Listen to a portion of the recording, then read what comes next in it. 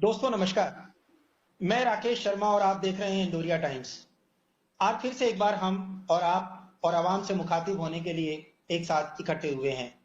जी हाँ, भारत ही नहीं बल्कि दुनिया भर में कोरोना का जो कोहराम मचा के रख छोड़ा है, उस कोरोना वायरस ने लॉकडाउन की यदि हम बात करें तो दुनिया भर में कहां से ये सबसे पहले कोरोना वायरस का संक्रमण फैला और किसकी वजह से कहां कहां ये महामारी अपने पैर पसार सकी, ये एक बात की बात है। लेकिन भारत में जैसे ही इसकी सुगबगाहट महसूस की गई, ये कहते हुए बड़ी खुशी और फख्र महसूस हो रहा है कि हमेशा विषम परिस्थितियों में जिस तरह से हिंदुस्तान अपने जज्बे का परिचय देता रहा है, ठीक वैसा ही हुआ और पूरा देश जनता कर्फ्यू के रूप में एकजुटता के साथ खड़ा हो गया।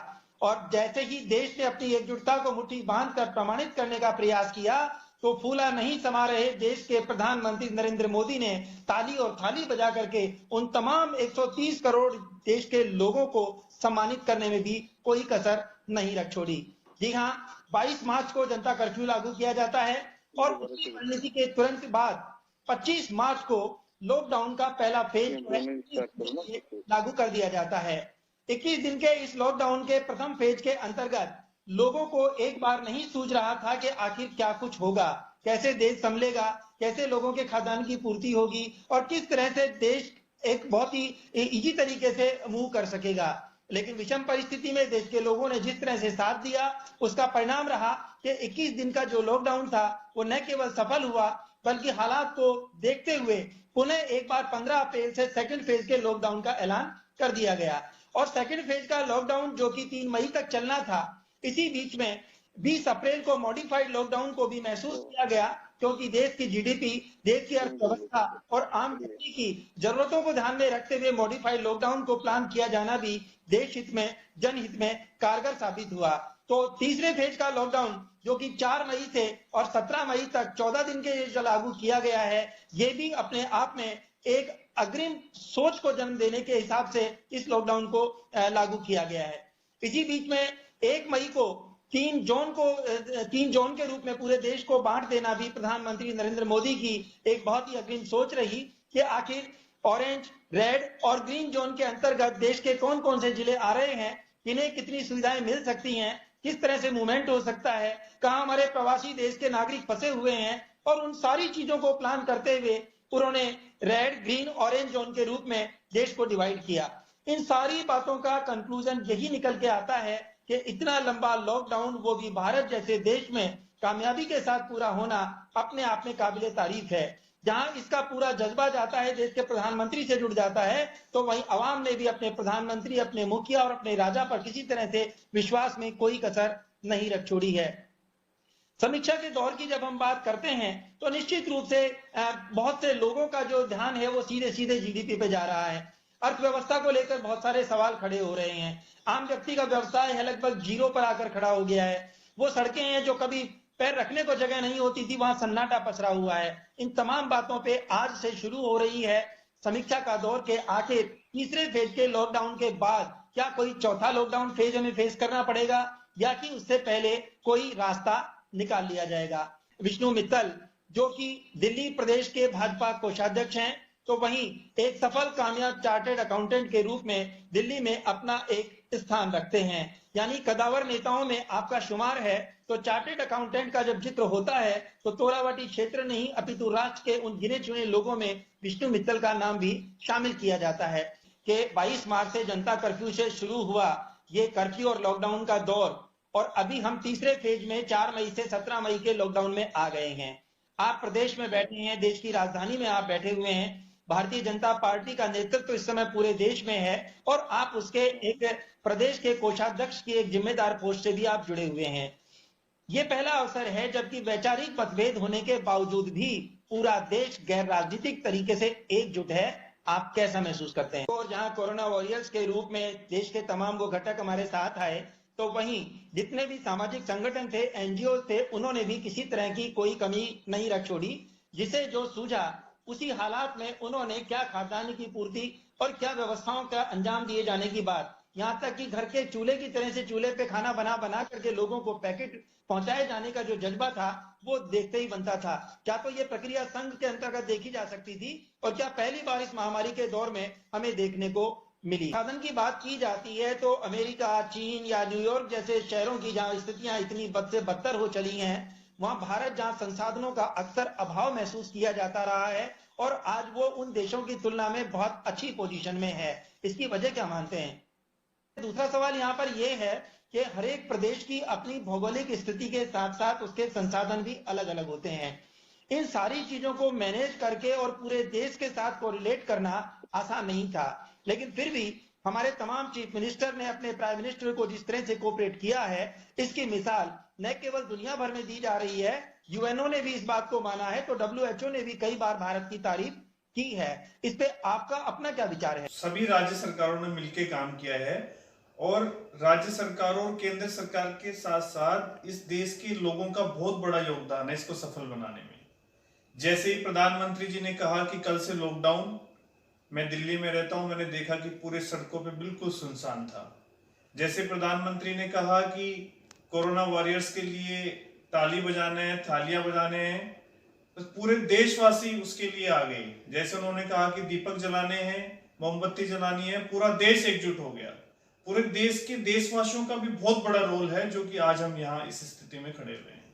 वैसे तो लॉकडाउन के 3 फेज हैं और आखिरी फेज के अंतर्गत इन्होंने वो 3 जोन जो बनाए, ग्रीन जोन, रेड जोन और ऑरेंज जोन जो बनाया, और इसके बीच में भी इन्होंने मॉडिफाइड लॉकडाउन को शामिल कर दिया।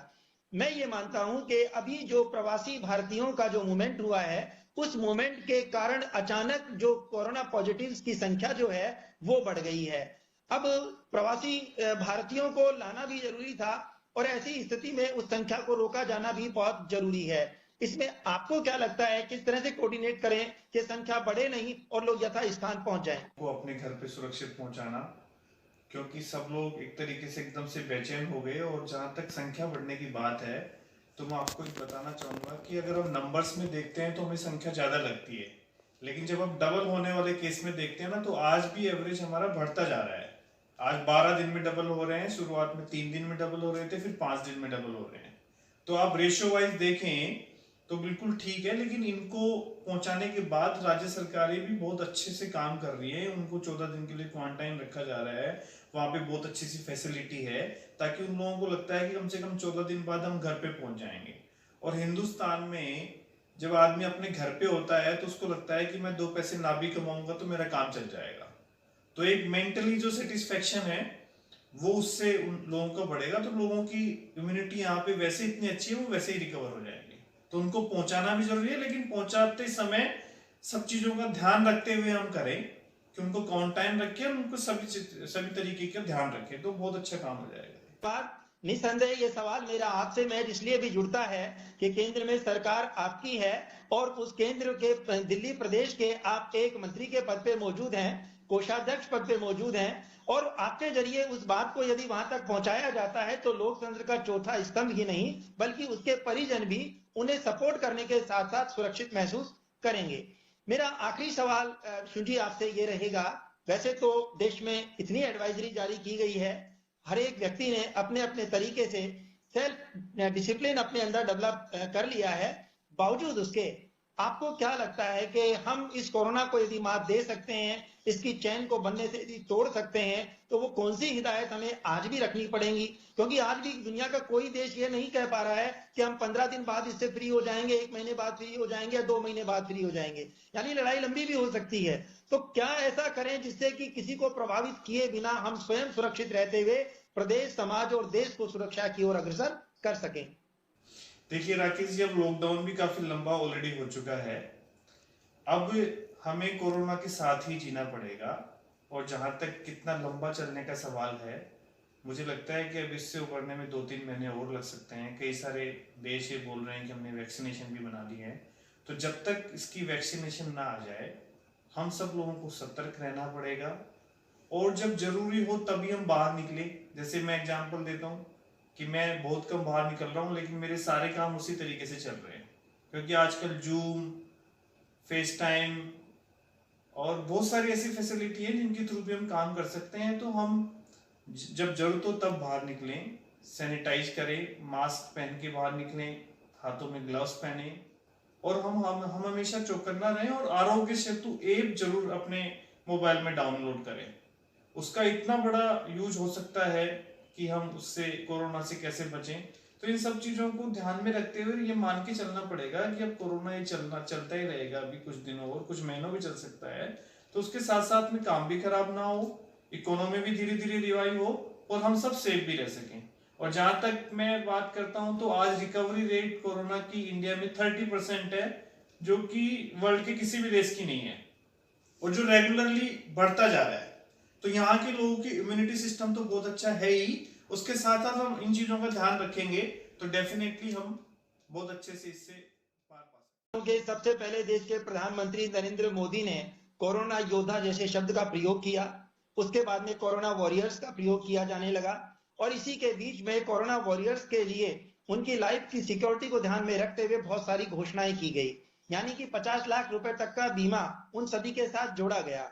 एक बात जो अक्सर लोकतंत्र के चौथे स्तंभ के साथ निकल कर आती है, कोरोना वॉरियर्स के बीच में कहीं भी चौथे स्तंभ की भूमिका को कम नहीं माना जा सकता, क्योंकि हर उस खबर को, दुनिया की एक छोर से दूसरे छोर की खबर को यदि कोई कोरिलेट कर रहा है तो वो रिपोर्टर है, जो अपनी जान जोखिम में डालकर उन इलाकों में, संक्रमित इलाकों में जाकर के और उन सारी न्यूज़ों को कलेक्ट करता है। कई बार जान का जोखिम भी होता है, पथराव का शिकार होता है, कैमरे टूटते हैं, बहुत सारी चीजें होती हैं। इन सारी चीजों में कहीं भी यदि किसी व्यक्ति को इग्नोर किया गया है तो वो लोकतंत्र के चौथे स्तंभ को किया गया है, यानी उनकी और उनकी फैमिली के लिए गवर्नमेंट ने अभी तक ना कोई घोषणा की और ना ही पर्टिकुलर उनकी वो हौसला अफजाई की जा सकी जिसके कि वो अधिकारी हैं।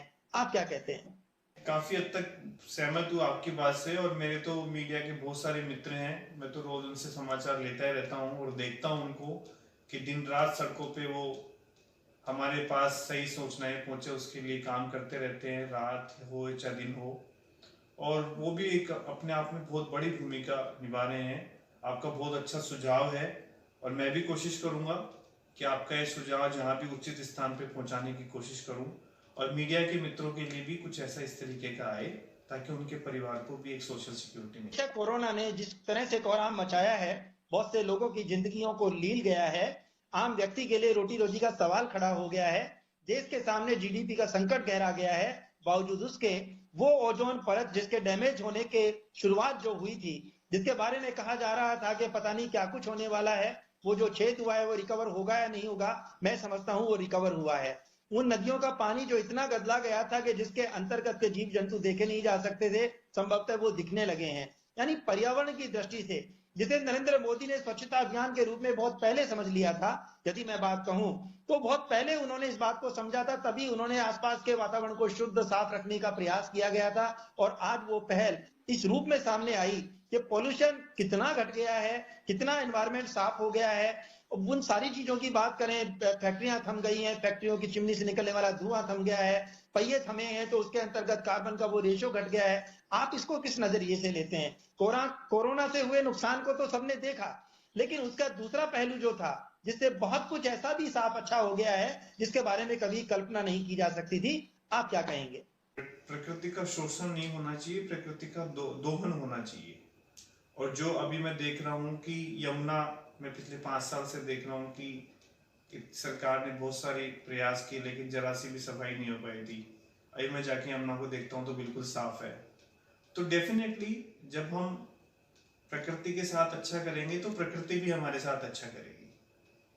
और जो प्रधानमंत्री जी ने सोचा था स्वच्छता वाला, वो भी अपने आप में इसी का एक पार्ट था, लेकिन कोरोना की वजह से जो ये हुआ है, ये तो अपने आप में, अब मैं देखता हूँ कि तारे भी दिखते हैं दिल्ली के आसमान में, पहले दिखते ही नहीं थे।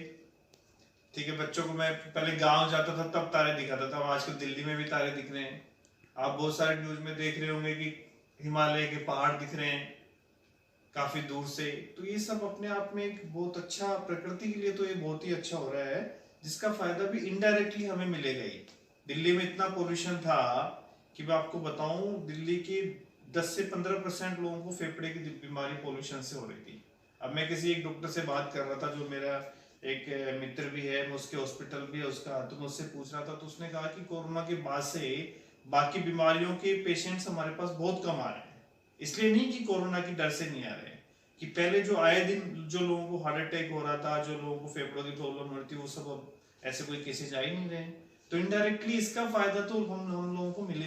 आपने देखा कि अभी हमारे साथ थे दिल्ली प्रदेश के कोषाध्यक्ष भाजपा के विष्णु मित्तल, जो एक चार्टर्ड अकाउंटेंट होने के साथ साथ पॉलिटिकल भी एक हस्ताक्षर के रूप में जाने जाते हैं। ऐसे विभिन्न पहलुओं पर अभी हमने चर्चा की।